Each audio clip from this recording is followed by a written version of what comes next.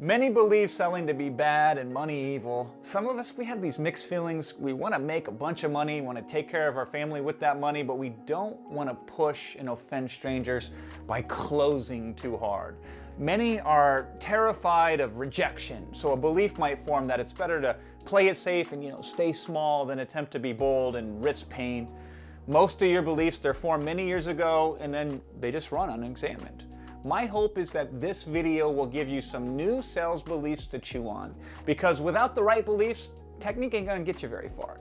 And if you do have some rock solid sales beliefs, then you don't need too much technique because you'll be selling from the heart instead of the head.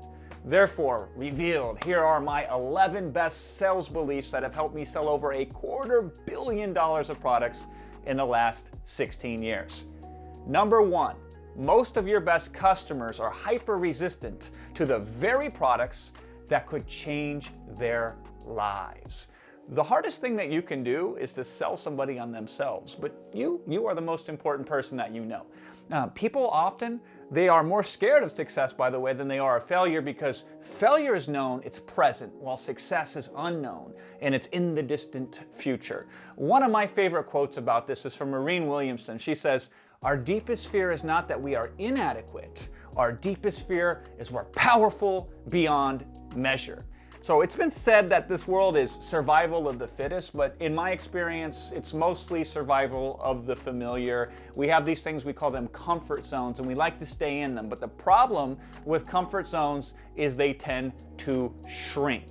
So staying the same means becoming less usually. If you try to protect yourself, for example, from all the scary stuff in the world, then guess what? Even the ordinary becomes scary. Now, I don't want that for you. You shouldn't want that for your customers. So sometimes you gotta push. Now, with love, of course, and care and sincerity and all that, but push nonetheless. If you try it from a positive, supportive angle and that doesn't work, then you got to go with the negative. For example, the positive is here's the benefit of action, but the negative is here is the cost of inaction. You got to sell both with emotion and with logic. You got to talk about the forest and zoom in on the trees. You got to go big picture. You got to go small detail. You have to reach into the past, pull it to the present, and then extend it to the future. See, if you can sell customers that nobody else can, you win big, because the first sell is always the hardest.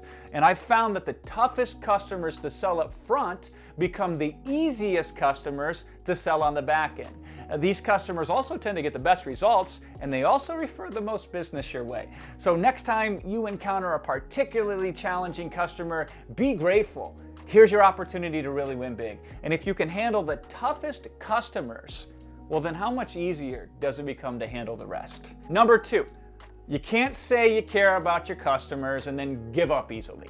Everybody in the market, they claim to care about their customer, but actions speak louder than words. Here's a question for you. What's the longest sales call you've ever been on? I've gone 14 hours. And why? I just knew the audience that I was speaking to was perfect for what I was offering, and I wasn't going to be the one to give up on them. They were either going to have to throw me out, come to their senses and buy, and shut me up, one of the two. So I like to sell on webinars. It's my preferred method of selling because I want to help as many customers as I can.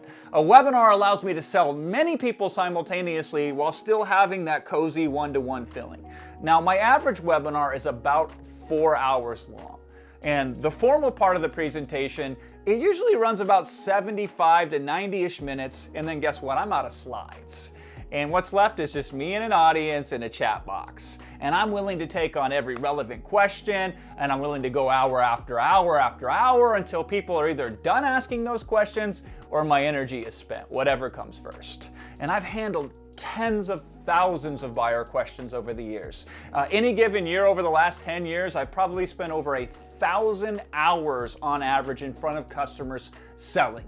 And I love it when my competition gives up early. It just makes me look better. The customer says, wow, they call it a day and you stay.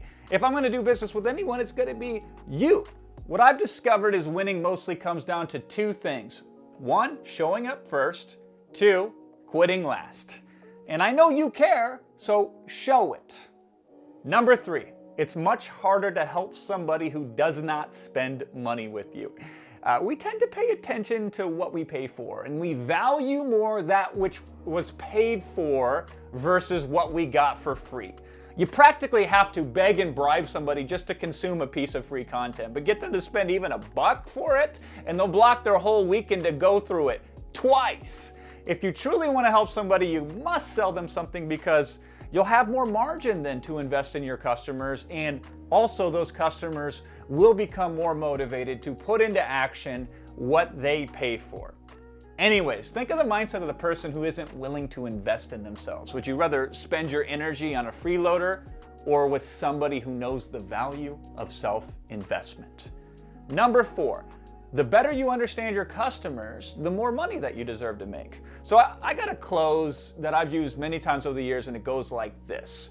When it comes to this, I know you better than you know yourself. Left to your own devices, you'll put this aside, you'll go on business as usual, and then you'll get what you've always got. I ain't gonna let that happen. You need me in your life more than just one measly webinar one time if you're truly gonna take what you learned today and turn it into a lasting, meaningful result.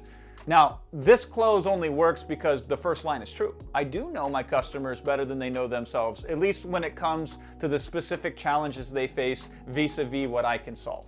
Now, my friend Jeff Walker, he invented this thing called the product launch formula for selling digital products on the internet.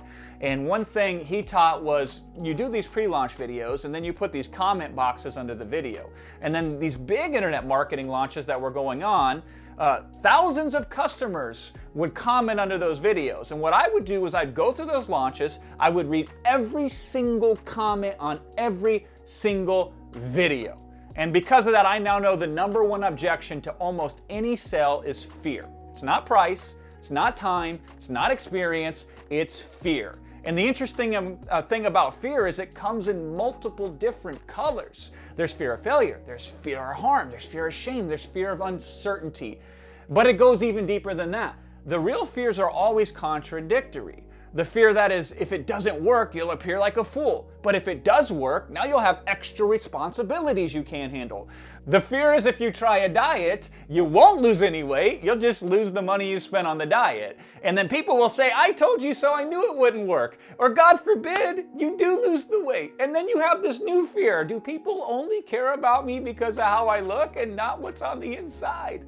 This is the fear that you're dealing with. This is what you're really selling against. And the more intimate you are with the nuances, the nooks, and the crannies of how the fear shows up within the market, the better that you can help your customer conquer the fear which holds them back. And also, the better your customers feel understood by you, the safer they will feel to try new things. And that opens up new opportunities for them to get better results. If you set it up this way, the game becomes very clear. The money is directly tied to how well you understand your customers. Number 5, regardless of the past, you have the capability to still do amazing things. And this plays two ways. I don't care how many sales you've lost or how many times you've failed. The only sale that matters is the next one. It doesn't matter if your customers have tried hundreds of times to do something similar to what you're offering and have come up short. This time can be different. A lot of success, by the way, is just running out of ways to fail. But if you don't get committed to something, then there is no need for you to change in any meaningful way. Yet you must change something if you keep failing at getting what you want. Now, here's the cool thing is no one steps in the same river twice because both you and the river have changed. So the person who bought all those other products and failed is not the same person who is buying this product right now. And the conditions have changed too. New medias, new algorithms, new economic conditions. Maybe the last 99 times a customer tried something, they only finish with a partially done asset. But if you accrue enough of these partial assets, you might figure out a way to combine a few together Frankenstein style to get a finished asset that can actually make the cash register ring. Congratulations, if you're in the game still, then I want to be in the game with you, regardless of the past. And I see so many people lose sales because they make judgments on behalf of their customers, such as how those customers should spend their money. And I'm telling you, leave those judgments at the door. Judgments get in the way of connection, and connection is at the heart of every sale. Speaking of limitations, number 6, You came from the infinite, and within you is infinite potential. The universe is always expanding. There are over 2 trillion galaxies. That's just within our observable universe. And all of them have all these planets, so many planets you have to express it like this: 10 to the 25th power. That's 25 zeros behind it. And that's the universe. Now, biologically, all your energy mostly comes from mitochondria, which exist in almost every cell in your body. You have 100,000 trillion mitochondria in your body at any given time. And on average, you produce 2 billion mitochondria per second.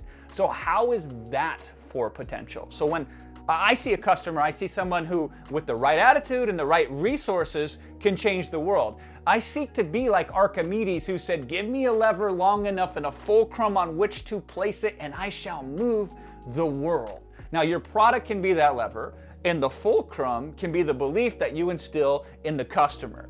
The potential is always there. Whether you're 1 or 100, black, white, or any other color in between, man, woman, or any other gender in between, the potential isn't who you want to become. No. The potential is, how can you become more of who you already are? And you may say you're scared to sell. Good, let's use that fear. Tell your audience you're afraid to sell. Tell them you're shaking, your voice is cracking, and you might even throw up, but damn it, here you are trying to sell anyway, because you're willing to risk your own personal discomfort to help somebody else out of theirs.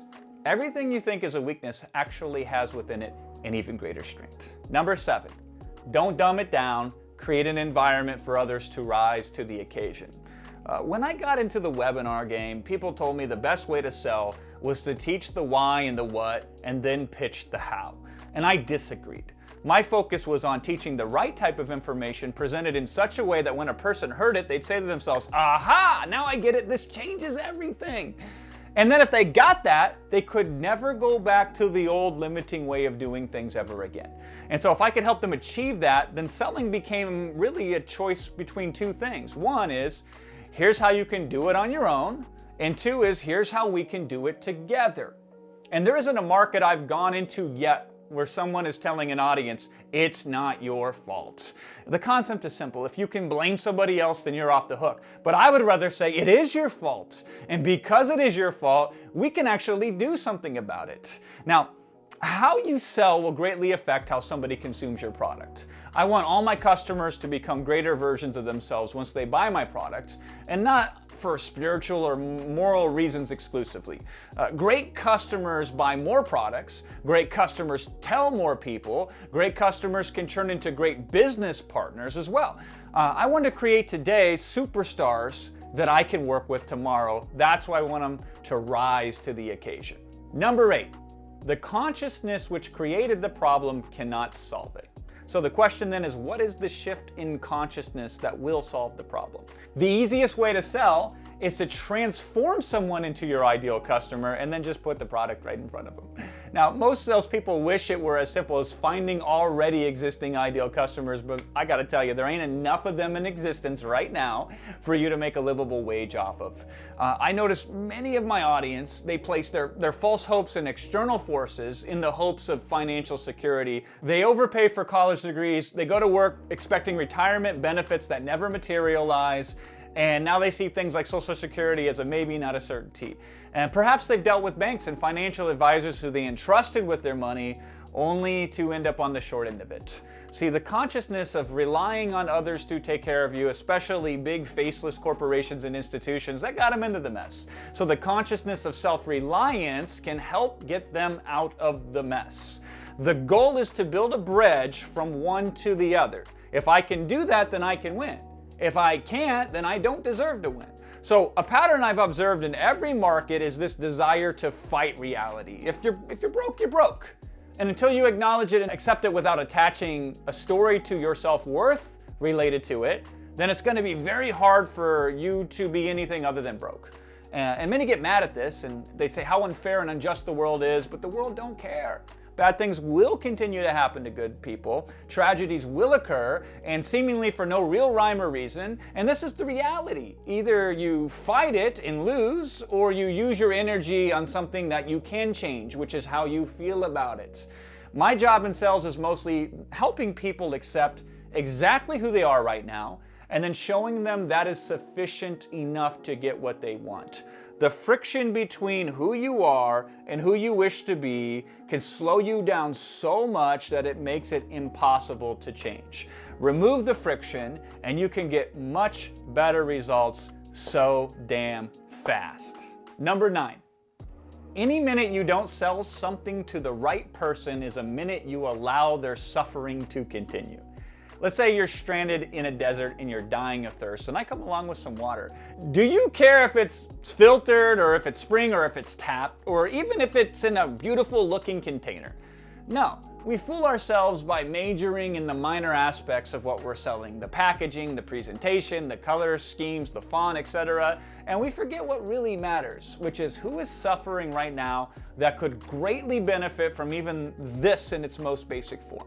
So here's another water example. I see my customer base as people drowning in a pool, and I could hop in and save them, or I could wait. Now, what would you do? You should be in the water in no time flat, but right now you probably have a solution that could massively improve somebody else's life, so why are you sitting on it? You may say, well, it isn't ready yet, Jason, or the timing isn't right. And you're right, it isn't, and the timing isn't right, but that doesn't matter. Someone needs relief, so find them. This is why most offers we launch start off in beta. My goal is to immediately and quickly get the best solution into the right hands of those that suffer the most. So I'll cut corners. The members area will be ugly. We won't even have a logo. The sales page will be a joke. But the solution is so obviously beneficial for the select few within the audience that they don't care about the gift wrap or the packaging. They just need what's in the box. What's great though is this helps me finish off the product in a meaningful way. So I can get paid to put it into the hands of the people who need it most and help them, and then I get to watch what happens. I say, oh, here are some improvements we can make for the future for the more discerning customers. But that first, most in pain audience is so forgiving of those little things. Because if you're rescuing somebody who's drowning, they don't care about the color of your lifeboat. Now, most people who hesitate to sell have a me problem. They're too focused on themselves and not enough on their audience. The more I focus on my audience, though, the less time I have to worry about my own deficiencies. So whenever a marketer comes to me and says, hey Jason, how can I make my Facebook ads work or something like that, I get them to reframe it. I ask them, where are the people who need the most help right now? And then at scale, you can use things like Facebook. To get it off the ground though, find a group of people who are suffering and show them how your product will reduce that suffering and then go from there. Number 10, the more I let you settle, the less better off either of us are. The more I empower you, the more I empower me. So maybe is the ultimate cop-out. When I sell, I'm looking for either a yes or a no. I hate a maybe. Yet maybe is the most natural and the likeliest response you're gonna get. Because maybe's non-committal. Maybe leaves all the doors open. People wanna have as many options available because they erroneously think that more options means better. The reality is more options equals more overwhelm, it equals more paralysis. So if I let you settle on a maybe, I've done you a disservice. Now, most people wanna settle for the get by. But when does get by ever serve you? Get by is the opiate of the masses. Get by is an epidemic that has killed more people than COVID. So if I let you settle, then how much easier is it for me to let myself settle? And if I level you up, man, damn, that feels good. And then I immediately start operating at a higher frequency. This is a winning hand that multiplies, because the more ways I learn to empower you, the more tools that I now have to empower myself. Number 11, you already have everything within you. I'm here to help you just uncover it and pair it with the right resources to electrify it. At the end of the day, I don't make you or anyone else successful. I can't teach you success. I can merely remove the blocks of awareness that get in the way of success becoming present in your life. Nor do I create anything. Creation is God's job. I try to find what has already been created and connect it back to you. Your real magic already exists within you, so I don't have to create it, nor do I have to find it somewhere outside of you. No matter what you sell, at the end of the day, you sell connection. And connection to a more worthy ideal, in connection to the source, connection to self, connection to others. Once the connection is revealed, pairing it up with a few resources to accelerate the flourishing of that connection, that's all we do. Listen, believe me or don't. This is just how I choose to look at sales. And this puts me in the best state that I can be in to create and offer the best of what I have to the best of who I can reach. Try it on. Keep what you like. Discard what you don't. Modify what resonates but doesn't ring 100% true. Yet at the end of it, hopefully you see the real sales job I've done here is to sell you on you. Until you're sold on yourself, everything else is so much harder. And once you're sold on yourself, everything is much easier.